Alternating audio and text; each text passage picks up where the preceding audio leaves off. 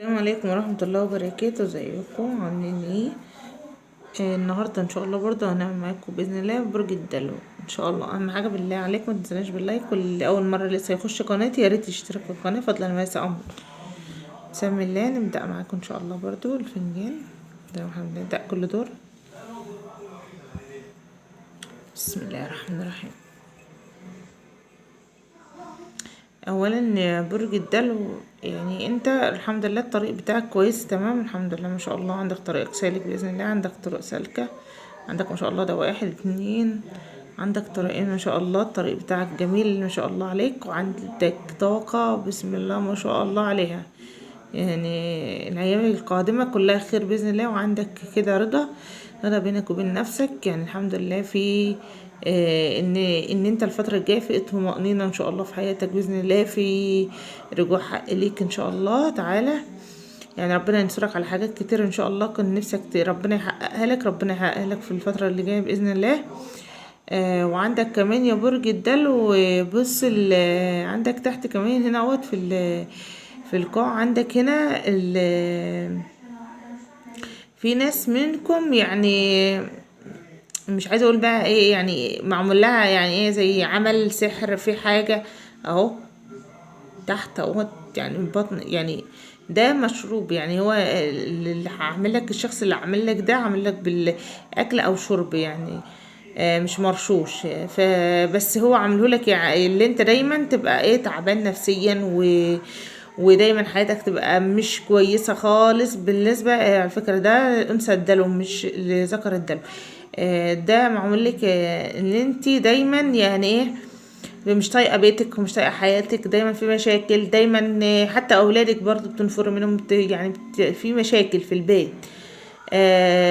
عايزاكي دايما ايه تزعقي صوتك يطلع بره، الناس تسمع صوتك، يعني الناس يقولوا ايه ده مش يعني مؤاخذة مش محترمة الكلام ده، يعني فيها ايه اللي هم يعني عايزين يتخرجوك يعني عن شعورك، يعني بمعنى اصح.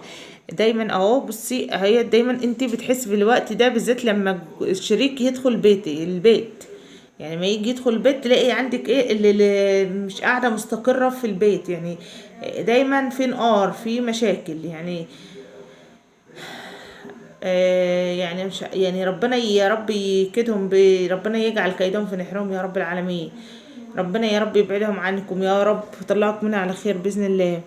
اما ان شاء الله برضو ان شاء الله في رجوع حق برضو اهوت ان شاء الله برضو، ودايما في عندكم اكتر من عندكم في رجوع في حق، في محكمة في حق، او يعني المحكمة دي بينك وبين مثلا بينك الله اعلى واعلم، يعني ده بينك وبين الاهل، او لا قدر الله طلاق، يعني في حاجة ربنا يستر يعني على الورث والحاجات دي. فربنا ان شاء الله يرد لكم حقكم باذن الله.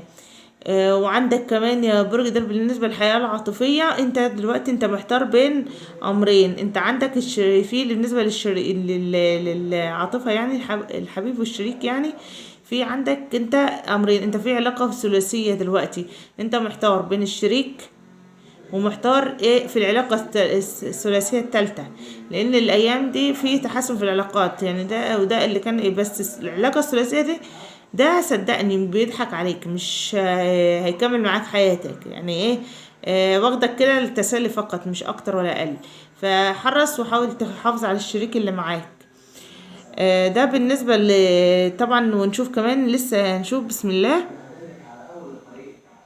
نبدأ معاكم كمان اهوت كمان عندك يعني الكلام دايما عندك الحسد، والكلام دايما موجود معاك في فنجانك يا برج الدلو. يعني دايما محاصرينك الكلام ده، ودايما قاعدين على يعني يقوموا يقعدوا على سيرتك على راسك، يتكلموا عليك على طول. بس ربنا بنجدك منه يا رب ربنا يطلعك منها على خير. وعندك كمان يعني بص اللي هو يعني انت ان شاء الله ان شاء الله يعني يعني في ناس هيجيلها ان شاء الله، في ناس برضه عندكم فرحة كبيرة برضه الايام ده برج الدلو. اصلا انت عندك ما شاء الله عندك طاقة جميلة او عندك فرحة كبيرة على طول، عندك فرحة. يعني الحمد لله الايام دي في انجاز، في حاجات حلوة هتظهر لك الايام اللي جاية ان شاء الله ان شاء الله، وربنا يفرجها علينا جميعا. وعندك كمان يعني برج الدلو، انت عندك حد من البيت، عندك حد من اولادك مريض، يعني تعبان ذو احتياجات خاصة، يعني تعب يعني. ربنا يشفيهولك يا رب، ربنا يشفيهولك، ربنا يشفيهولك، والله يكون في عونك يا رب. ربنا بعت لك بركة في بيتك، يعني ربنا يا رب يبارك لك فيهم اهو. ودايما يعني بس انت يعني انت صبرك بدأ ينفذ يا برج الدلو، بس حاول ان انت يعني يعني تستغفر ربنا يعني استغفر ربنا كده، وان شاء الله ربنا يعينك على اللي انت فيه ان شاء الله يا برج الدلو، وربنا يعينك يا رب العالمين.